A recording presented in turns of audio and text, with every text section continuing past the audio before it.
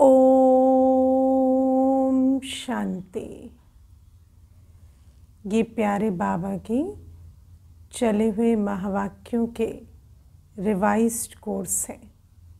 मुरली की original date है 30 नवंबर 2002। आज की मुरली का सार है रिटर्न शब्द की स्मृति से समान बनो और रिटर्न जर्नी के स्मृति स्वरूप बनो। अब हमें घर जाना है, मेरी रिटर्न जर्नी है, इसका स्मृति स्वरूप बन रिटर्न शब्द की स्मृति से समान बनो।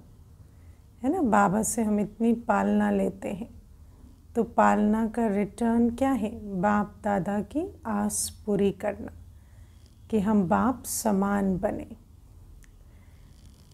आज बाप दादा अपने चारों ओर के दिल तख्त नशीन, भ्रिकुटी के तख्त नशीन, विश्व के राज्य के तख्त नशीन स्वराज्य अधिकारी बच्चों को देख हर्षित हो रहे हैं। बच्चों के पास 3 तख्त हैं। बाप दादा का दिल तख्त, भ्रिकुटी का तख्त और विश्व के राज्य का तख्त, और साथ में बच्चों का स्वराज्य का तख्त भी है।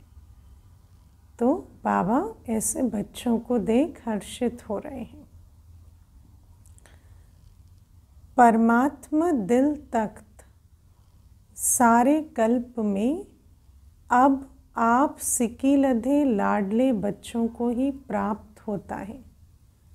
और सबसे ऊंचा तख्त कौन सा है?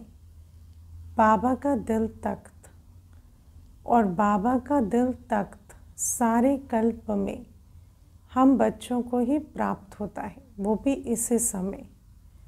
तो कितना बड़ा भाग्य है हमारा कि मैं आत्मा बाप के दिल तख्त नशीन हूँ। भ्रिकुटी का तख्त तो सर्व आत्माओं को है, लेकिन परमात्मा दिल तख्त ब्राह्मण आत्माओं के सिवाय किसी को प्राप्त नहीं है। ये दिल तख्त ही विश्व का तख्त दिलाता है। इसको अंडरलाइन करना। जो इस समय जितने दिल तख्त नशीन, वही उतने विश्व के तख्त नशीन बनते हैं। वर्तमान समय स्वराज्य अधिकारी बने हो। हर एक ब्राह्मण आत्मा का स्वराज्य गले का हार है। ब्राह्मण बनना माना स्वराज्य अधिकारी, स्व आत्मा का अपनी इंद्रियों कर्मेंद्रियों पर, मन बुद्धि संस्कार पर राज्य। अगर स्वराज्य ही नहीं तो ब्राह्मण कैसे कहलाए? तो हर ब्राह्मण आत्मा के गले में स्वराज्य का हार पड़ा हुआ है। स्वराज्य आपके जन्म का अधिकार है। जन्म होते ही मुझे, मैं स्वराज अधिकारी आत्मा हूँ, इस स्वमान में बाबा स्थित कर देते। तो ईश्वरीय जन्म का अधिकार है स्वराज्य। ऐसे स्वयं को ऐसा स्वराज्य अधिकारी अनुभव करते हो? पहली बात बाबा पूछते कि बाबा के दिल तख्त पर तो बाद में बैठेंगे, पहले स्वराज अधिकार अनुभव करते हो? आत्मा अपनी इंद्रियों कर्मेंद्रियों सूक्ष्म इंद्रियों की मालिक बनी है। दिल में ये दृढ़ संकल्प है कि हमारे इस बर्थ राइट को कोई छीन नहीं सकता। साथ साथ ये भी रूहानी नशा है कि हम परमात्मा दिल तख्त नशीन भी हैं। तो पहले तो बर्थ राइट को हम जैसे है ना क्लेम करें, और फिर इस रूहानी नशे में भी हम रहते कि बाप का दिल तख्त एक हम बच्चों की ही जैसे इस समय संगम युग की गिफ्ट है। मानव जीवन में तन में भी विशेष दिल ही महान गाई जाती है। दिल रुक गई तो जीवन समाप्त। तो आध्यात्मिक जीवन में भी दिल तख्त का बहुत महत्व है। जो दिल तख्त नशीन है वही आत्माएं विश्व में विशेष आत्माएं गाई जाती हैं। तो जैसे बाबा ने कहा कि चेक करो, हम स्वराज अधिकारी बने हैं, ऐसे देखो मैं कितनी विशेष आत्मा हूँ। क्या बाबा के दिल तख्त नशीन बनी हूँ? वही आत्माएं भक्तों के लिए माला के मणकों के रूप में सिमरी जाती हैं। जो इस समय दिल तख्त नशीन बनते, फिर राज्य तख्त नशीन बनते, वही फिर भक्त माला में भी, भक्तों की सिमरनी माला में भी ऊंच स्थान पाते। वही आत्माएं कोटों में कोई, कोई में भी कोई गाई जाते हैं। तो वो कौन है ना? वो जो आत्माएं जिनका भक्त भी सिमरन कर रहे हैं, जो कोटों में कोई, कोई में भी कोई हैं, जो राज तख्त नशीन भी बनते, ऐसे दिल तख्त नशीन आत्माएं कौन है? कौन कौन कहते मैं हूँ? हाँ, तो बाबा कहते आप हो। पूछो अपने आप से, ये मेरे गायन है, ये मेरा रुहाब है, ये जो बाबा ने वर्णन किया ये मेरा वर्णन है, मेरी विशेषताओं का वर्णन है। बाबा कहते पांडव भी हैं, माताएं भी हैं, कौन कौन है समझते हैं? तो हाथ हिला रहे हैं सभी। तो बाप कहते हे लाडले बच्चे, कभी कभी दिल तख्त को छोड़कर देह रूपी मिट्टी से क्यों दिल लगाते हो?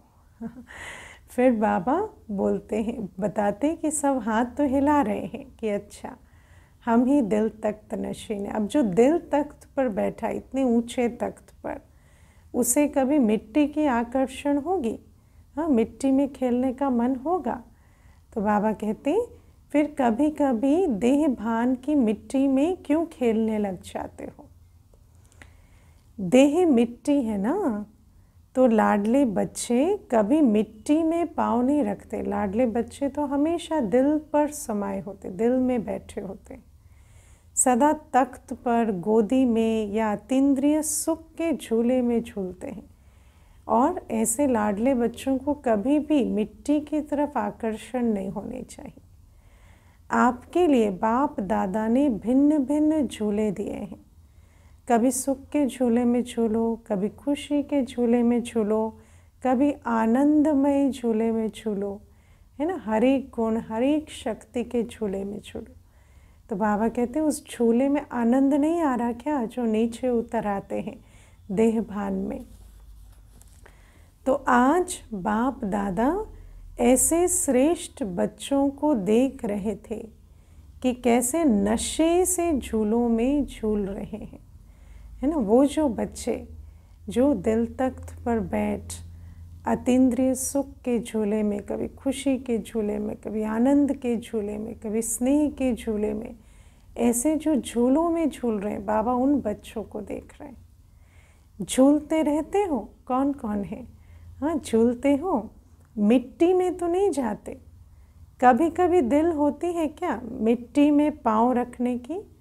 ऐसे संकल्प आते हैं, क्योंकि 63 जन्म मिट्टी में ही पाँव रखते, मिट्टी से ही खेलते ना, तो संस्कार है ना, तो इससे संस्कार बन जाते हैं। तो इसीलिए ऐसे संस्कार पुराने खींचते तो नहीं। अभी वर्तमान की प्राप्ति तो बहुत ऊंची है, लेकिन क्या मेरा संस्कार भी इतना शुद्ध बना है? क्या कभी कभी प्राप्ति तो ऊंची है वर्तमान की, लेकिन पीछे के जो गंदे संस्कार है वो खींच लेते हैं। तो अभी तो नहीं मिट्टी से खेलते, कभी कभी मिट्टी में पाँव जाता है कि नहीं जाता है? पूछ रहे हैं बाबा। कभी कभी भी तो नहीं हो जाता, कभी कभी चला जाता है ना? पक्की बात, ऐसा होता है। देह भान भी मिट्टी में पाँव रखना है। बाबा कहते देह अभिमान भी नहीं, देह भान में भी आए, है ना, काला गोरा, ऊंचा नीचा, है ना, मोटा पतला, स्त्री पुरुष के सारे देह भान हैं। तो देह के कलर का, जेंडर का, है ना, देह के कद काठी का, देह के रंग रूप का, इसमें भी भान में आए तो बाबा कहते ये भी मिट्टी है। देह अभिमान तो बहुत गहरी मिट्टी में पाँव है। देह अभिमान में आए, है ना, मैं ऊंचा हूँ, मैं पदवान हूँ, मैं धनवान हूँ, मैं, है ना, मुझ में विशेषताएं हैं, मेरे बिना काम नहीं चलता, ये सारी बातें तो बहुत गहरी मिट्टी। लेकिन देह भान में भी आए, स्त्री पुरुष के भान में भी आए, चोले के भान में आए, वो भी बाबा कहते मिट्टी ही है। लेकिन देह भान अर्थात बॉडी कॉन्शियस, ये भी मिट्टी है। जितना संगम का समय ज़्यादा से ज़्यादा तख्त नशीन होंगे, उतना ही आधा कल्प सूर्यवंश की राजधानी में और चंद्रवंश में भी सूर्यवंश के राज्य घराने में होंगे, है ना। तो बाबा कहते कि जितना इस समय के तख्त नशीन, वैसा ही सूर्यवंशी चंद्रवंशी कुल में पद होगा।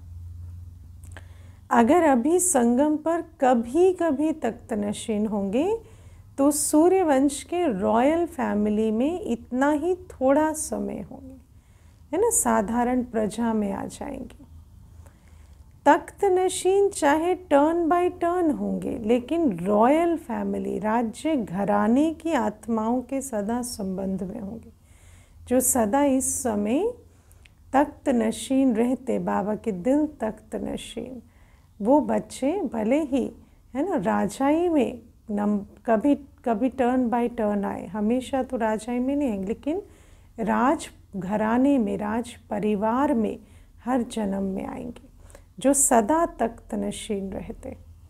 तो बाबा कहते तो चेक करो कि संगम युग के आदि समय से अब तक, चाहे 10 साल हुए हैं, चाहे 50, चाहे 67 साल हो गए, लेकिन जब से ब्राह्मण बने तब आदि से अब तक कितना समय दिल तख्त नशीन, स्वराज्य तख्त नशीन रहे, है ना। आदि से अपना हिसाब लगाओ कि कितना दिल तख्त नशीन, स्वराज्य तख्त नशीन रहे और कितना देह भान, देह अभिमान की मिट्टी में पाँव रखा। बहुत काल रहा, निरंतर रहा, व कभी कभी रहा, क्या कहेंगे, है ना। तो सब अपना अपना चार्ट देखना। जो परमात्म तख्त नशीन होगा, है ना, जो सिर्फ ऐसे ही नहीं कह देना कि मेरा तो निरंतर परमात्म तख्त नशीन का अनुभव रहा, नहीं, उसकी निशानी चेक करो। जो परमात्म तख्त नशीन होगा, उसकी निशानी है प्रत्यक्ष चलन और चेहरे से सदा बेफिक्र बादशाह होगा। प्रत्यक्ष चलन और चेहरे से सदा बेफिक्र बादशाह होगा। अपने मन में स्थूल बोझ तो सिर पर होता है, लेकिन सूक्ष्म बोझ मन में होता है। तो मन में कोई बोझ नहीं होगा। लेकिन कोई बोझ क्यों नहीं होगा? इसलिए नहीं कि सारा बोझ दूसरे पे डाल के और खुद फारिग होकर घूम रहे हैं, इसलिए मन पे बोझ नहीं। सारी जिम्मेवारी उठाते हुए भी मन पर कोई बोझ नहीं होगा। क्यों? निश्चय के आधार से, है ना। 4 बातों में निश्चय है, स्व पर, बाप पर और परिवार पर, ड्रामा पर। तो इन 4 बातों में निश्चय होने के कारण कोई भी बात आई, लेकिन बातों के बीच रहते भी मन पर इतना भी बोझ नहीं, बेफिक्र बादशाह, अपना कर्तव्य भी कर रहे हैं, जिम्मेवारी भी उठा रहे, लेकिन सदा बेफिक्र बादशाह। तो इसका मतलब है बाप दादा के दिल तख्त पर बैठे हुए। बाबा का दिल तख्त कैसा है? बहुत शांति, सुख, आनंद का स्थान है। तो इसीलिए बाबा के दिल तख्त पर होने के कारण ऐसी अवस्था है, लाइट अवस्था। लेकिन ऐसा नहीं कि लाइट इसलिए है क्योंकि बोझ कोई स्थूल में कोई जिम्मेवारी ही नहीं उठाते। फिक्र है बोझ, बेफिक्र है डबल लाइट। अगर किसी भी प्रकार का, चाहे सेवा का, चाहे संबंध संपर्क का, कई होते हैं सेवा में बोझिल नहीं होते, संबंध संपर्क में हो जाते, किसी से बात करनी पड़े, किसी के साथ इंटरेक्ट करना पड़े तो बहुत बोझिल हो जाते हैं। चाहे स्थूल सेवा का, रूहानी सेवा का भी बोझ नहीं है ना, स्थूल सेवा का भी बोझ नहीं। ऐसे नहीं बर्तन देखे तो डर गए, है ना, इतना बड़ा टेंट कौन लगाएगा, डर गए। तो ऐसे स्थूल सेवा का भी बोझ नहीं, रूहानी सेवा का भी बोझ नहीं। संबंध संपर्क में भी कोई कैसे भी संस्कार वाला हो, उनके साथ संबंध संपर्क में आते बोझ नहीं, है ना। क्या होगा, कैसे होगा, सफलता होगी या नहीं होगी, ऐसे वाले बोझ भी नहीं, है ना। कई ऐसे चिंता में पड़े रहते हैं। सोचना, प्लान बनाना वो तो अलग चीज़ है। अब कार्य करेंगे तो सोचेंगे ना, प्लान बनाएंगे ना, बिना प्लान के कार्य होगा क्या। बोझ अलग चीज़ है, सोचा, प्लान बनाया, फिर प्लेन बुद्धि हो गया, बोझ नहीं, है ना। मुझे करना है, ये कैसे होगा, कैसे होगा, सारे टाइम बोझ उठाते रहे, ऐसा नहीं। बोझ वाले की निशानी है सदा चेहरे में बहुत या थोड़ा थकावट के चिन्ह होंगे, है ना। ऐसे मुस्कुराता फरिश्ते का चेहरा नहीं होगा। डबल लाइट स्थिति चेहरे पर दिखाई देती है, और बोझ वाली स्थिति भी जैसे चेहरा जो है वो थकावट वाला। थकावट होना अलग चीज़ है ना, थकावट है, पर थकावट के निशान चेहरे पर दिखाई दे वो अलग चीज़ है। थकावट के चिन्ह थोड़ा भी, ये भी बोझ की निशानी है। और बेफिक्र बादशाह का ये अर्थ भी नहीं कि अलबेले रहें, है ना, जो होता है होने दो, कोई कार्य के प्रति, है ना, डोंट केयर, ऐसे अलबेले नहीं हो। अलबेलेपन और हमें कहें हम तो बेफिक्र रहते हैं, नहीं, अलबेलापन बेफिक्र नहीं होता। अलबेलापन माना, अलबेलेपन में तो बहुत कर्म की गति बनती है, नुकसान, वेस्टेज ऐसा होता, समय का, संकल्प का, शक्ति का, श्वास का। अलबेलापन वाला नुकसान करता, व्यर्थ गंवाता, तो उस पर तो बहुत बोझ चढ़ता है। तो बाबा कहते हैं अलबेलेपन में और बेफिक्र रहने में बहुत अंतर है।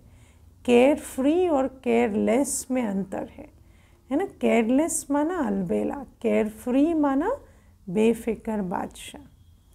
अलबेलापन ये बहुत धोखा देने वाला है, क्योंकि लगता है जैसे हम तो बहुत लाइट रह रहे, लेकिन कर्मों की गति के अनुसार वो जो नुकसान और व्यर्थ का खाता है वो बोझ इकट्ठा करता जाता, और फिर वो जो बोझ है वो फिर आगे जीवन में तंग करता। तीव्र पुरुषार्थ के भी वही शब्द हैं, है ना। सुनो भाषा दोनों की एक होगी, है ना। बाबा देख रहा है, हम तो बस निमित्त मात्र कर रहे हैं, हमें क्या चिंता है, यही बातें होती हैं। शब्द एक ही होंगे, लेकिन अंदर की भावना में, अंदर की अवस्था में बहुत अंतर हो जाता है। तीव्र पुरुषार्थ के भी वही शब्द हैं और अलबेलेपन के भी वही शब्द हैं। तीव्र पुरुषार्थी सदा दृढ़ निश्चय होने के कारण यही सोचता है हर कार्य हिम्मत और बाप की मदद से सफल हुआ ही पड़ा है ना। कार्य भी कर रहा है, लेकिन उसको सफलता पर, विजय पर इतना भी डाउट नहीं, मालूम है कि हर कार्य बाबा की मदद है, मेरी हिम्मत है, तो सफल हुआ ही पड़ा है। तो निश्चय के आधार से वो निश्चिंत रहता। लेकिन कई ऐसे होते हैं कि कुछ करना नहीं और निश्चिंत पड़े रहेंगे। और अलबेले बन के भी यही शब्द है, हो जाएगा, हो जाएगा, हुआ ही पड़ा है, आप चिंता क्यों कर रहे हो जाएगा, हो जाएगा, कर भी नहीं रहे और हो जाएगा कहते रहे। कोई कार्य रहा है क्या, हो जाएगा, है ना, ऐसे कहेंगे। आज तक कुछ रुका है क्या, हो ही जाएगा। तो शब्द एक है लेकिन रूप अलग अलग है। तो हम अलबेलेपन की भाषा बोल रहे हैं या बेफिक्र बादशाह है, सच में ये चेक करना पड़ता। वर्तमान समय माया के विशेष 2 रूप बच्चों का पेपर लेते हैं। अंडरलाइन करना ये 2 रूप। एक व्यर्थ संकल्प, विकल्प नहीं, व्यर्थ संकल्प। और आज के समय में अगर चेक करो तो सारा रावण का जो सबसे बड़ा स्वरूप है वो है व्यर्थ। समय व्यर्थ, संकल्प व्यर्थ, कर्म व्यर्थ, है ना। ये जो फ़ोन के साथ जो भी कुछ कर रही क्या है, सब व्यर्थ। तो बाबा कहते हैं व्यर्थ का इस समय जैसे, है ना, माया जाल फैला हुआ है। तो माया का बड़ा रूप आज क्या हो गया, व्यर्थ। दूसरा, मैं ही राइट हूँ। अपने अंदर झांक कर चेक ही नहीं करना है कि कहीं मुझसे कोई गलती हो गई हो। जो किया, जो कहा, जो सोचा, मैं कम नहीं, राइट हूँ। ये बहुत हो गया है ना। चेक और चेंज ये तो छोड़ ही दिया, चेक ही नहीं करना, मैं राइट ही हूँ। बाप दादा समय के प्रमाण अब यही चाहते हैं कि एक शब्द सदा स्मृति में रखो। बाप से हुई सर्व प्राप्तियों का, स्नेह का, सहयोग का रिटर्न करना है ना। तो बाबा कहते हैं अब रिटर्न शब्द याद रखो, है ना। रिटर्न करना होता है ना। देखो किसी से एक कटोरा शक्कर भी ले आते थे अज्ञान काल में, तो ऐसे रहता था, उनको रिटर्न करना है। तो बाबा कहते हैं ये रिटर्न शब्द याद करो कि मुझे बाप दादा से जो प्यार पालना प्राप्तियां हुई, है ना, बाबा से जो सर्व प्राप्तियों का, स्नेह का सहयोग मिला है, जो सहयोग मिला, स्नेह मिला, सर्व प्राप्तियां मिली, मुझे अब उसका रिटर्न देना है। इतनी अपने अंदर वो रिस्पॉन्सिबिलिटी लाओ, है ना। ऐसे नहीं बस बाबा ने दिया हमने लेकर रख लिया, नहीं, बोझ चढ़ता है। बाबा को यही सब कुछ रिटर्न करना। रिटर्न क्या होता है, अपने को टर्न करना, बाप को रिटर्न करना होता है। रिटर्न करना अर्थात समान बनना, है ना। बाबा कहते हैं अपने आप को ऐसा टर्न करो, ऐसा परिवर्तन करो कि बाप समान बन जाओ। यही रिटर्न बाप दादा हमसे चाहते हैं। तो बाबा कहते हैं फिर क्या होगा, स्व चेकिंग भी करनी पड़ेगी और व्यर्थ को भी ख़त्म करना पड़ेगा। क्योंकि व्यर्थ के साथ और मैं राइट के देहाभिमान के साथ तो हम कोई बाप समान नहीं बन सकते ना। तो जब ये होना रखे मुझे बाप समान बनना है, तब ये माया के दो द्वार बंद हो। दूसरा, अब हमारी रिटर्न जर्नी है, अब हमें घर जाना है। एक ही शब्द रिटर्न सदा याद रहे। एक बाप दादा को रिटर्न देना है और दूसरा अब रिटर्न जर्नी है। इसके लिए बहुत सहज साधन है। हर संकल्प, बोल और कर्म को ब्रह्मा बाप से टैली करो, मिलान करो, है ना। हर संकल्प, बोल और कर्म कैसे होगी रिटर्न शब्द की रिटर्न जर्नी, और बाप समान कैसे बनेंगे। एक सहज विधि बाबा बता रहे हैं कि जो भी संकल्प, बोल और कर्म करते हो ना, उसे ब्रह्मा बाप के साथ टैली करो कि ये बाबा का संकल्प, बोल, कर्म होगा। बाप का संकल्प क्या रहा, बाप का बोल क्या रहा, बाप का कर्म क्या रहा, इसको ही कहा जाता है फॉलो फादर। फॉलो करना तो सहज होता है ना। फॉलो करना, कॉपी करना, ये तो सबसे इजी है ना। नया सोचना, नया करना, उसकी आवश्यकता है ही नहीं। बाबा ने तो जैसे हमारे लिए पूरा ब्लूप्रिंट बना दिया है। अपने संकल्प, बोल, कर्म, है ना, हमारे सामने प्रत्यक्ष रख दिए हैं कि ऐसे ऐसे बच्चे करना है। बच्चों को बस कॉपी करना है। जो बाप ने किया वो फॉलो फादर। तो क्या होगा, बाप समान भी बन जाएंगे और जैसे ब्रह्मा बाप तैयार हो गए रिटर्न जर्नी के लिए, ऐसे हो जाएंगे। सहज है ना। अब बाबा कहते टीचर्स हाथ उठाओ। फॉलो करना सहज है या मुश्किल है। बाबा को फॉलो करना, वो भी ब्रह्मा बाबा को साकार में, जिन्होंने सब कुछ कर कर दिखाया, उनको फॉलो करना सहज है या मुश्किल है? बताओ भाई। सहज है ना, बस फॉलो फादर। पहले चेक करो, जैसे कहावत है ना, पहले सोचो फिर करो। तो हर सोच से भी पहले सोचो कि ये सोच बाबा की होगी, ये बोल बाबा कहेंगे, इस परिस्थिति में बाबा ऐसे कर्म करेंगे। फिर तोलो और फिर बोलो, है ना, ये कहते हैं ना, सोच के करो और तौल के बोलो। तो हमारा सोच और तौल का मापदंड क्या है? बाबा के कर्म। तो सभी टीचर्स इस वर्ष में, अभी इस वर्ष का लास्ट मंथ है ना, ये कब की मुरली है? नवंबर की। तो बाबा कहते हैं पुराना जाएगा, नया आएगा।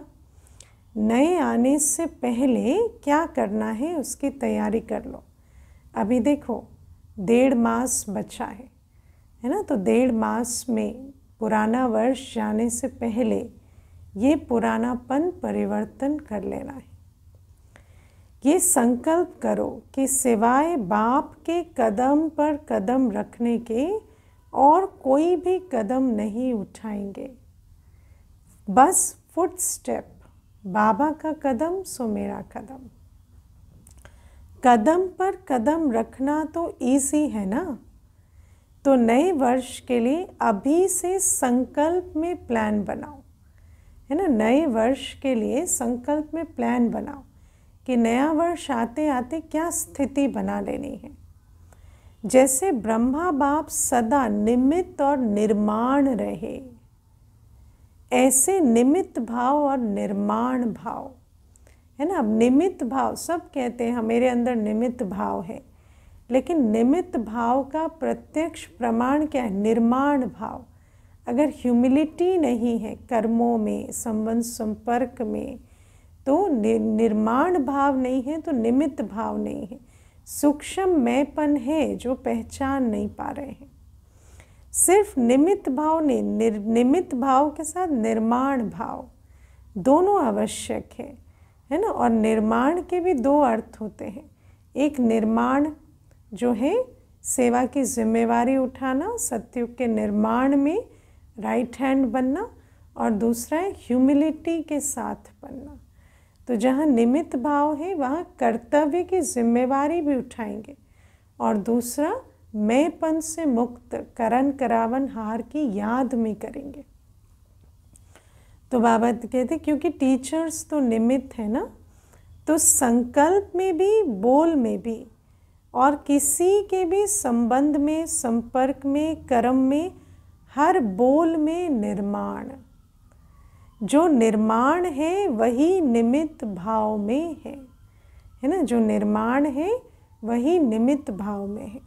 जो निर्माण नहीं है उनमें थोड़ा बहुत सूक्ष्म महान रूप में अभिमान ना भी हो तो रौब होगा, है ना। सूक्ष्म ज़रूर है ना, भले ही ऐसे ऊपर से दिखने वाला ना हो, पर अंदर का रौब ज़रूर होगा। ये रौब, ये भी अभिमान का अंश है।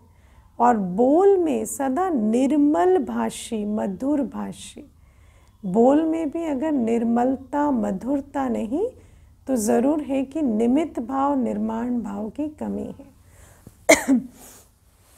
जब संबंध संपर्क में आत्मिक रूप की स्मृति रहती है तो सदा निराकारी और निरहंकारी रहते हैं, है ना। तो आत्मिक भाव का, निमित्त भाव का प्रत्यक्ष प्रमाण क्या है?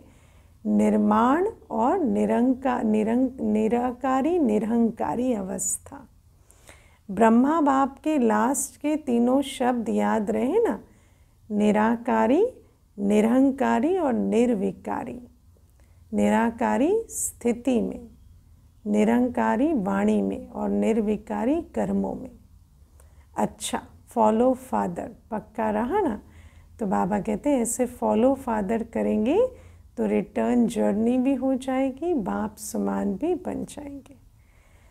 अगले वर्ष की मुख्य लक्ष्य स्वरूप की स्मृति है ये 3 शब्द, निराकारी, निरहंकारी, निर्विकारी। अंश भी नहीं हो, मोटा मोटा रूप तो ठीक हो गया है, लेकिन अंश भी नहीं हो, क्योंकि अंश ही धोखा देता है। फॉलो फादर का अर्थ ही है इन 3 शब्दों को सदा स्मृति में रखें। ठीक है, हाँ, बाबा कहते हैं फॉलो फादर अर्थात ये 3 शब्द स्मृति में रखें। और स्मृति में रखने का प्रूफ क्या है कि स्वरूप में आए।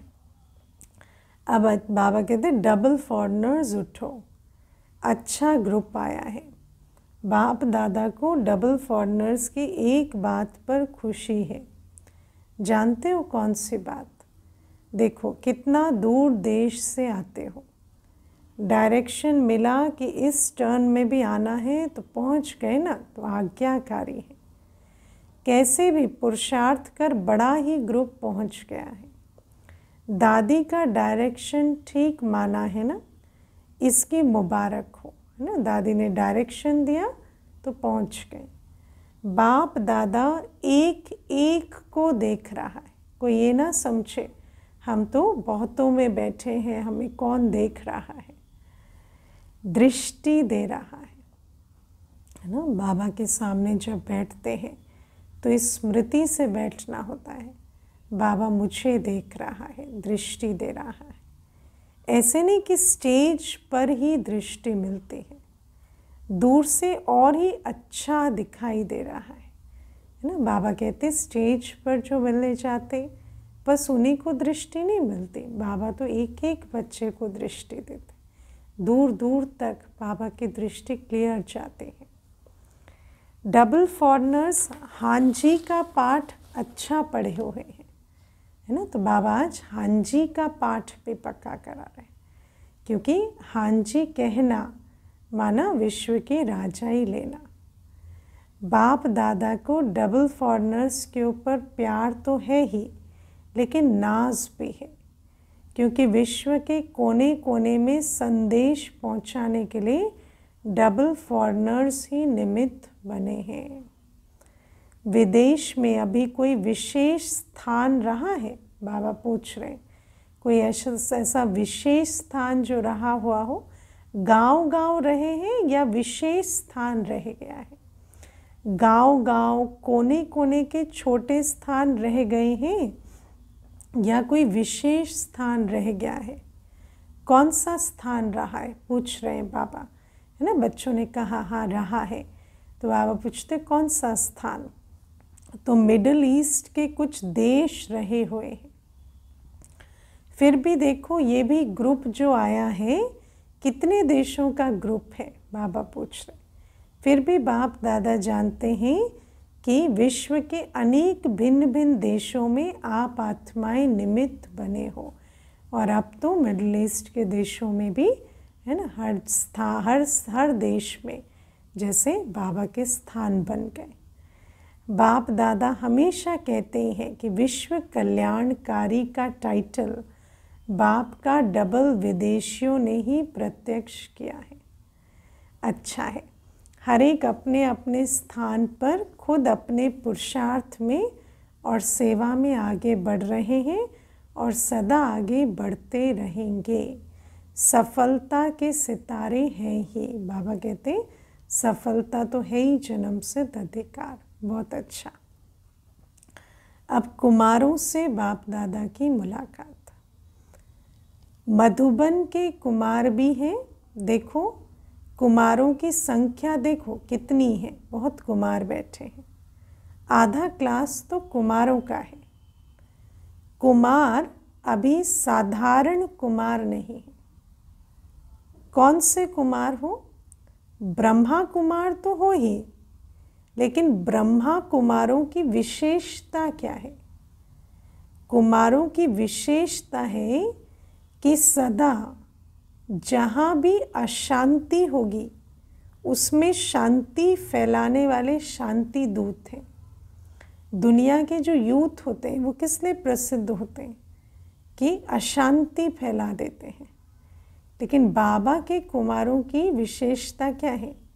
कि सबसे ज़्यादा अशांति के स्थान में भी शांति फैलाने के शांति दूत हैं। न मन की अशांति न बाहर की अशांति। तो बाबा कहते मन की अशांति पहले ख़त्म करते, फिर बाहर की कैसी भी अशांति के वायुमंडल को शांति में परिवर्तन कर देते। कुमारों का कार्य ही है मुश्किल काम करना, और सबसे मुश्किल काम तो अब अशांति को शांति में परिवर्तन करना है। हार्ड वर्कर होते हैं ना, तो आज सबसे हार्ड में हार्ड वर्क है अशांति को मिटाएं, शांति दूत बन शांति फैलाना। ऐसे कुमार हो, ऐसे कुमार हो।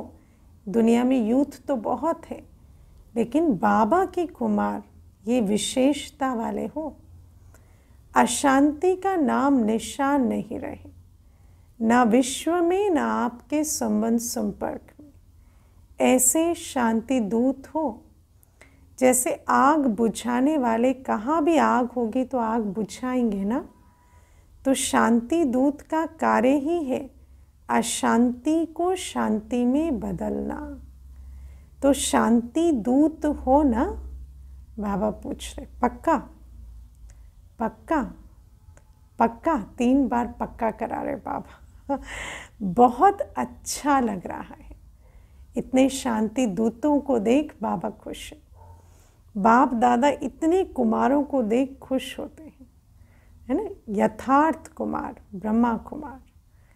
पहले भी बाप दादा ने प्लान दिया था कि दिल्ली में ज़्यादा से ज़्यादा कुमार, जो गवर्नमेंट समझती है कुमार अर्थात यूथ, वो झगड़ा करने वाले, डरती है कुमारों से, है ना। गवर्नमेंट तो यही समझती है कि कुमार यूथ माना झगड़ा करने वाले। ऐसे डरने वाली गवर्नमेंट हर ब्रह्मा कुमार का शांति दूत के टाइटल से स्वागत करे, है ना। गवर्नमेंट के सामने ऐसा गुलदस्ता बने कि ये शांति दूत कुमार है। तब है कुमारों की कमाल, सारे विश्व में छा जावे कि ब्रह्मा कुमार शांति दूत है। हो सकता है ना दिल्ली में करना। बाबा दिल्ली के कुमारों को आज जगा रहे, करना है ना, दादियाँ करेंगे। एक ग्रुप में इतने कुमार हैं तो सभी ग्रुप में कितने होंगे, विश्व में कितने होंगे, है ना। एक ग्रुप में बाप दादा के सामने इतने कुमार हैं, तो सारे विश्व में बाबा के ऐसे कितने कुमार होंगे। तो बाबा को बताया गया लगभग 1 लाख। तो कुमार करो कमाल। गवर्नमेंट में जो कुमारों के प्रति, युवकों के प्रति उल्टा भरा हुआ है ना, वो सुलटा कर दो, पूरी छवि बदल दो। लेकिन मन में भी अशांति नहीं, साथियों में भी अशांति नहीं, और अपने स्थान पर भी अशांति नहीं। मन में भी नहीं, आपस में भी नहीं, और स्थान में भी नहीं। अपने शहर में भी अशांति नहीं। बस कुमारों के चेहरे में बोर्ड लगाने की ज़रूरत नहीं, है ना, लेकिन मस्तक में ऑटोमेटिकली लिखा हुआ अनुभव हो कि शांति दूत है। ऐसा नहीं मैं शांति दूत हूँ, ऐसा कोई बोर्ड लगाए, लेकिन मस्तक में वो बोर्ड लगा हो, मैं शांति दूत हूँ, वाइब्रेशन ऐसे हो। ठीक है ना, ठीक है, स्वीकृति मिली सबके। अब कुमारियों से बाप दादा के महावाक्य। बाबा कहते कुमारियाँ भी बहुत हैं। इन सब कुमारियों का लक्ष्य क्या है? क्या लक्ष्य है भाई कुमारियाँ? नौकरी करनी है या विश्व सेवा करनी है? हद की नौकरी की टोकरी उठानी है, विश्व सेवा का ताज उठाना है। क्या ताज सिर पर रखना है या टोकरी रखनी है? क्या रखना है? देखो अपना चित्र देखो, टोकरी लगा हुआ भी देखो और ताज लगा हुआ भी देखो, कौन सा चाहिए? हाँ, टोकरी पसंद आ रही है? नौकरी की टोकरी उठाएंगे या विश्व की सेवा का ताज? देखो सब कुमारियों को रहम दिल बनना है, और रहम दिल बनना माना विश्व सेवा में कदम बढ़ाना। बाबा कहते हैं रहम आना चाहिए। इतनी दुखी अशांत आत्माओं को देखकर हमें ओना होना चाहिए कि हम विश्व कल्याण का बीड़ा उठाएं, विश्व की आत्माओं का कल्याण हो जाए। कुमारियों के लिए गायन है ना, क्या गायन है याद है ना? 21 कुल का उद्धार करने वाली, तो आधा कल्प 21 कुल हो जाएंगे ना। तो 21 कुल का उद्धार कब करती हैं कुमारियाँ? संगम युग पर। आज जिसका कल्याण इस समय कुमारियों द्वारा हुआ वो 21 जन्मों तक सुख पाएंगे। तो ऐसी कुमारियाँ हो, हाँ, ऐसी यथार्थ कुमारी हो जो 21 कुल का कल्याण करेंगी, वो हाथ उठाओ। एक परिवार का नहीं, 21 परिवारों का 21 जन्मों तक सुख पाएंगे, करेंगी। हाँ, देखो, आपका नाम नोट होगा और फिर देखा जाएगा कि रहम दिल है या कोई हिसाब किताब रहा हुआ है। क्योंकि रहम दिल तो वो बन सकते जो पहले बंधन मुक्त हो, जिनकी हिसाब किताब भी कैसे पता चलता? बंधन, कोई चीज़ खींच रही है, कोई संबंध, कोई कार्य, कोई आकर्षण, इच्छाएं, तो फिर ऐसे बच्चे रहम दिल नहीं बन सकते। अभी समय सूचना दे रहा है कि समय के पहले तैयार हो जाओ। समय को देखते रहेंगे तो समय बीत जाएगा, है ना। वेट कर रहे, राइट टाइम आएगा, राइट टाइम आएगा। अरे राइट टाइम आते आते टाइम बीत जाएगा, पता चलेगा हम इंतज़ार ही करते रहेंगे, अंत का समय आ गया। इसीलिए लक्ष्य रखो कि हम सभी विश्व कल्याणी रहम दिल बाप के बच्चे रहम दिल हैं, ठीक है ना। रहम दिल हो ना, रहम दिल और बनो। बाबा कहते रहम दिल तो हो, लेकिन रहम दिल और बनो, प्रत्यक्ष स्वरूप में आओ, कल्याणकारी स्वरूप में आओ, थोड़ा और तीव्र गति से बनो, है ना। जल्दी करो, समय भी तो जल्दी में है ना। कुमारियों को तो बाप का बहुत सहज तख्त मिलता है। देखेंगे नए वर्ष में क्या कमाल करके दिखाते हो, ठीक है। नए वर्ष का टारगेट रखना। अच्छा, मीडिया के 108 रत्न आए हैं।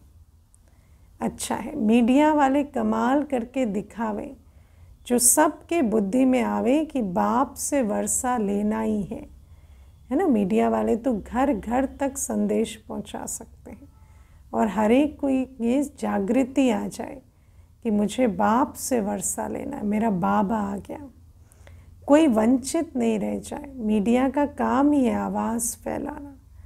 तो ये आवाज़ फैलाओ कि बाप से वर्षा ले लो, कोई वंचित नहीं रह जाए, है ना। अपनी तरफ से ये कोई उलहना देने की स्कोप ना रहे, कोई कहे कि मुझे पता नहीं चला, नहीं, हर एक को पता चले कि बाप आया है, मुझे वर्षा लेना है।